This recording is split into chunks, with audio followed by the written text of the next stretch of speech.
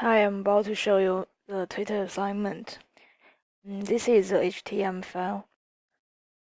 Here you can see this is a drag down menu for the language, and there is a English, the DH for Danish, and the ZN is for Chinese.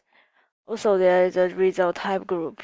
You can search any result or specifically to the recent. And this is the submit button.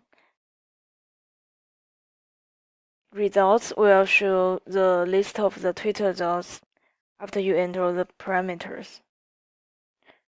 This is the Ajax.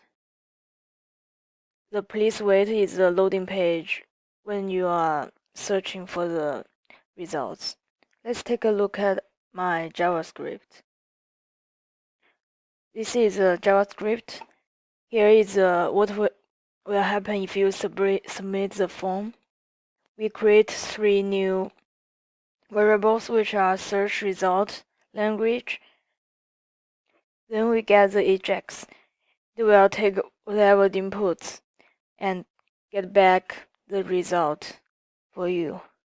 And this is the success function. When the results successfully come back, you will see the retweet and the comments in purple and green badge.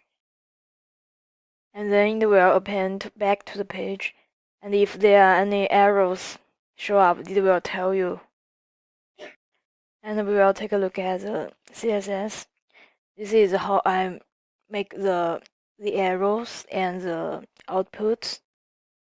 Also, we can take a look at the PHP file for Twitter. This is a key I need to apply to Twitter in order to get access to the database.